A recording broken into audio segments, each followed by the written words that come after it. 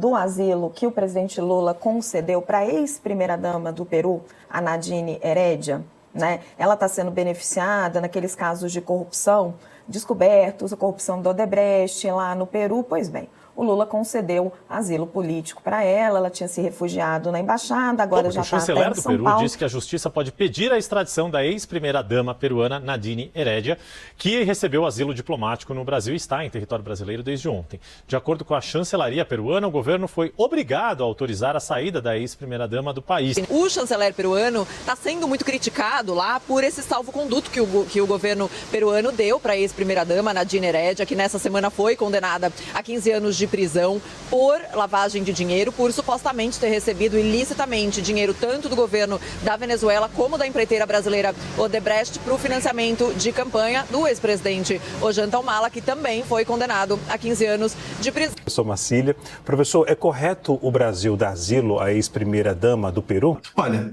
não é correto que asilo diplomático, asilo político, ele é regido por convenções internacionais, a Convenção de Caracas, inclusive, e que trata desse tema, entende que uma das exceções cabais para não se conceder o asilo político é justamente haver um crime comum. A gente está aqui às voltas com um crime de lavagem de dinheiro. Isso não é um crime político. Se houve, durante o percurso desse processo, alguma irregularidade, que essa irregularidade se sane dentro do processo.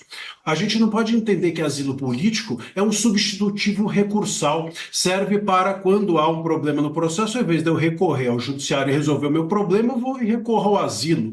O asilo não cabe com crimes comuns. E se dentro do julgamento de um crime comum há algum problema processual, procedimental, ritualístico, seja o que for, isso não faz dele um crime político. Isso faz dele um crime comum com problemas processuais. Então, a gente não pode tratar esse caso como um crime político passível de asilo político, senão amanhã a gente vai ter que entender que homicídio, por exemplo, alguém comete um homicídio e há um problema durante o percurso do processo, a gente vai entender então que merece asilo político. E etc, etc. Os exemplos podem ser abundantes do quanto isso é irregular. Professor Marco Aurélio, é correto o Brasil dar asilo à ex-primeira-dama do Peru?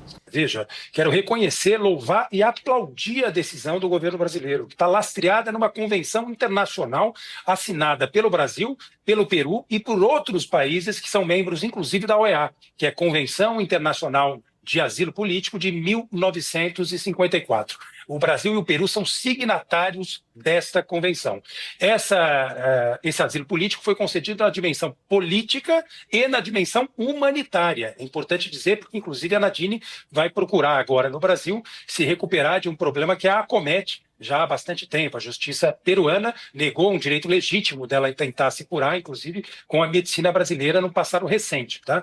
O Brasil, evidentemente, tomou todos os cuidados, é importante deixar isso claro, conversou com as autoridades peruanas, com a presidenta do Peru, inclusive, que não faz parte do partido político de Ollanta Humala, não faz parte, enfim, do partido de Nadine, né, o partido que ela ajudou a fundar junto com o Humala, enfim, seu marido, e a presidenta entendeu ser conveniente e oportuno conceder o salvo-conduto. Se a própria presidenta do Peru entendeu que as circunstâncias estavam materialmente comprovadas, né, que dirá, evidentemente, o Estado membro, né, dessa convenção, que tem o direito de conceder asilo dentro de certa discricionalidade, que é uma margem de liberdade conferida pela lei, com limites estabelecidos pela própria lei.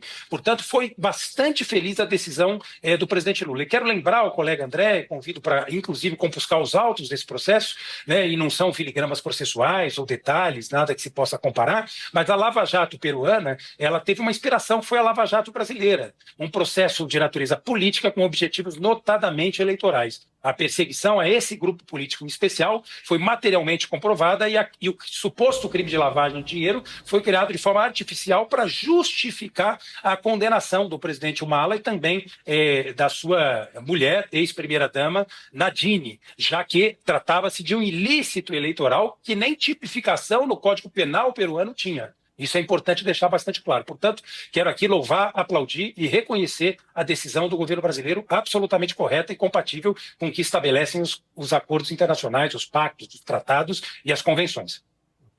O presidente Lula deu asilo político à ex-primeira-dama do Peru, Nadine Heredia. Ela foi condenada a 15 anos de prisão por ter recebido dinheiro ilegal da construtora Odebrecht e do governo da Venezuela para ajudar nas campanhas eleitorais do marido, Ollanta Humala, em 2006 e em 2011. Depois de ser condenada, Nadine pediu proteção na Embaixada do Brasil em Lima. O governo peruano permitiu que ela saísse do país sem ser presa. Ela viajou com o filho para Brasília, onde chegou como asilada política.